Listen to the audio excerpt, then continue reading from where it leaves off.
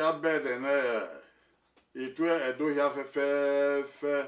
enime o ogyo he yale kosa aga howa ewe bo America e ma ye igyo twe ma ya fe no ri edo ni re ya fe bu otagbon igyo twe egwa amudan ba no rekete ọmọ no ba na do wuku apolopolo ọba ewae nupo giva ọba wa tope o etu edo ni rowa etu edo ni risi etu edo ni rewe bo America ewe bo United Kingdom ewe bo Germany everybody Austria, everybody Australia, everybody China, everybody India, everybody Spain, everybody France, everybody have a fair. You cannot say, you cannot run, everybody Canada. We to manire hotel manekui. Mantie South Africa ibia do ni rodo ibia do ibere opebo be no re Ghana ni re Sierra Leone ni re Cuba ni re Cameroon ni re Chad ta devil ya etu wa ya fe wa bo wa bisi wa bo de wa bi wina ya yi de gbera wa ya iwe de wa ma no yan salo ba don ri gbera ni ma o yan salo ba don ri efe ni ma o yan salo ba don ri onye me ni ma o mare manedo mare mando ti kedo na do agwan mekata wage waso mai homio wa mai hon iba ya do luga na do agwe do ya fe do ngota gbon uga na atie uga ogi iso nwanedo uga iso nwanedo Edo Shepherd Forum. Inayo ni ka we uga ekenana to tagua. Ori suo nwa. Ori die ba eva no suo nwa owe wanagbon. Oye isuo nwa. Ogo wanagbon. Ni ma itie isuo ma. Nedo onde ogedo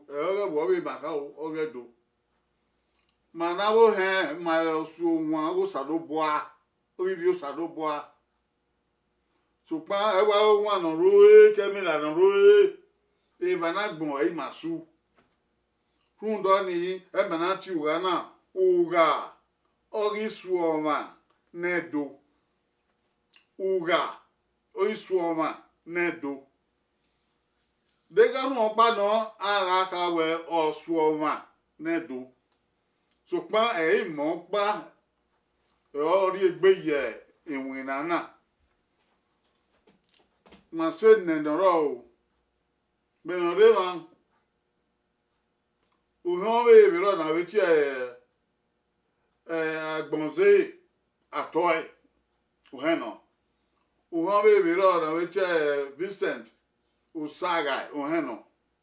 won be we na we Henry Usaga da oheno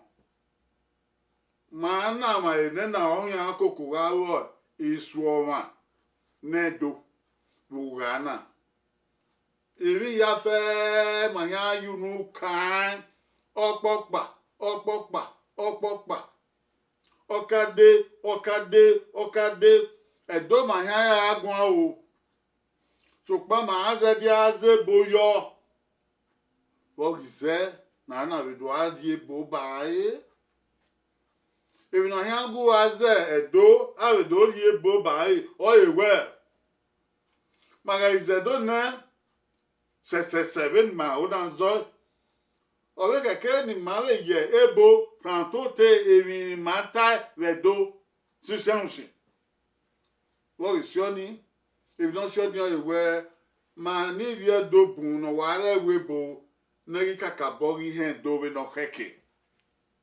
onyo wo wa ata lo na wa ata do bana de na to e ma ya e be ma be yo ebi ni ba ya una ma ho no me vi no de mu ma ho no me vi no ki a ma ho no me yo bo no rie no wa ma ho no me afia gbe no rie ni manedo edegbe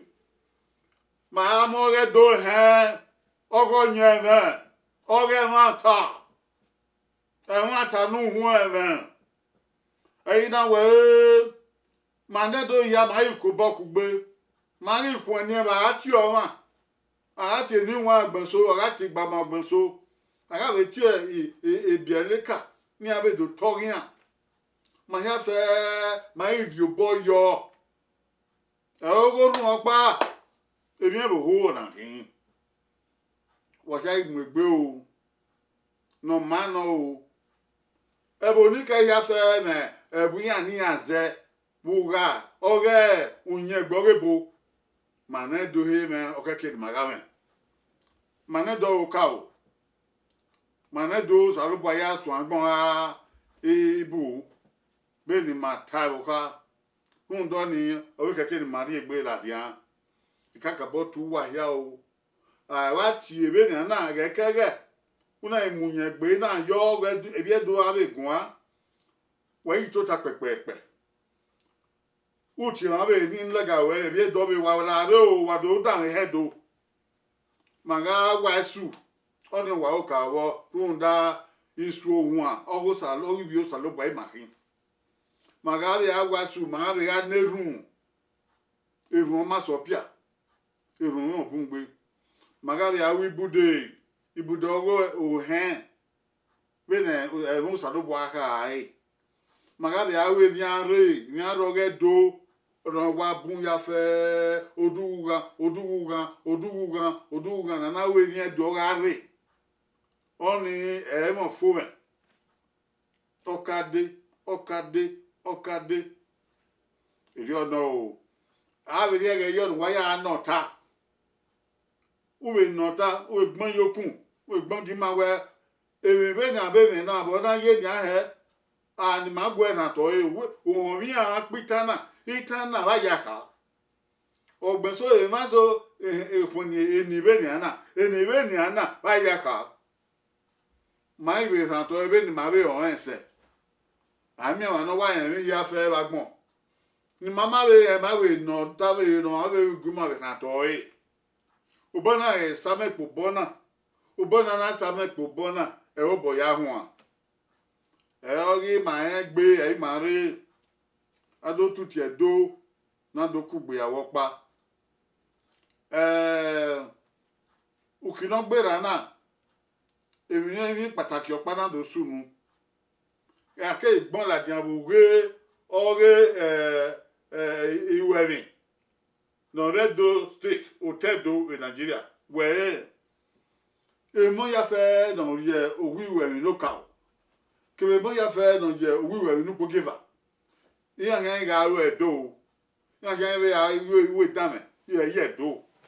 a le gbon yo to ya ite pa di owo ebe no kwa na ti a university ebe ni ya ti ebe oredo ni ya gwa agbe bedo ni ya gwa ti bedo ni ebe mi ri la dia we ni meta na oro na be ri obo te Yoruba oro na be ri obo Tigbo oro na be ri obo Hausa manedo orima ose ime ipon osalobo a be pon me ma ja fe no na yo pon mo no ba nedo ku apolopolo ipon we governor of Edo State otiman no ku ago Basaki no ri owo e kwa yo we na ebe na so mabo ebe ni si mabo na ima ya yan yo bo de le na mie wo ma we formade pe din defia ke bi oyo ya hin o so lo ba wa we me be e ha na ba ye dogban upodon funa ya be fi e ma wo sege e be ha ni e bi no ruwe ya yan do ati popa ibe gbon amma no kwa e bi ojo na ya tian eri mage governor brigadier general Dr. Usagbafo Gbemudia Noria wa awe do tie bugana na me te o ni ma igwa kan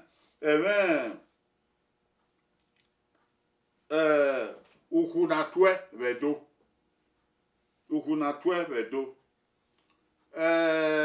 ite toni ioni ikawe mana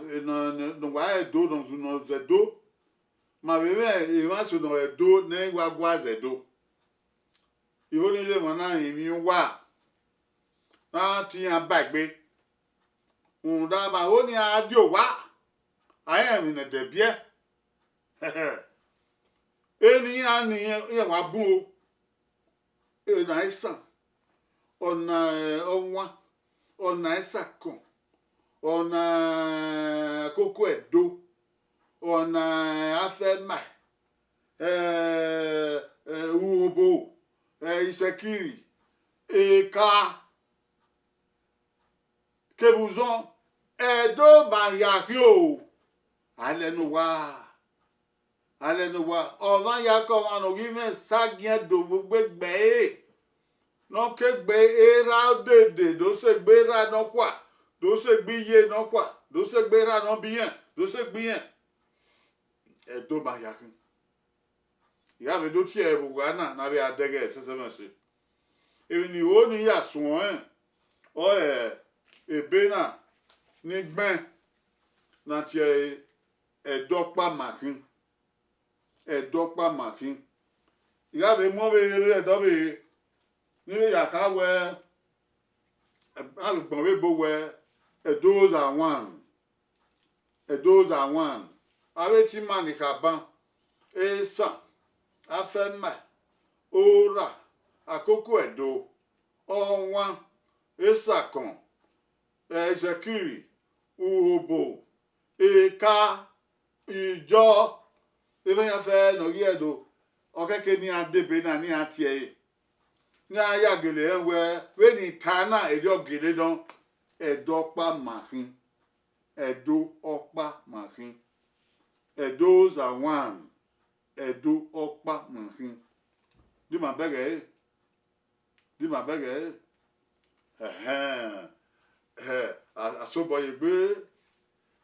asobo yegbe wa ya imegbe o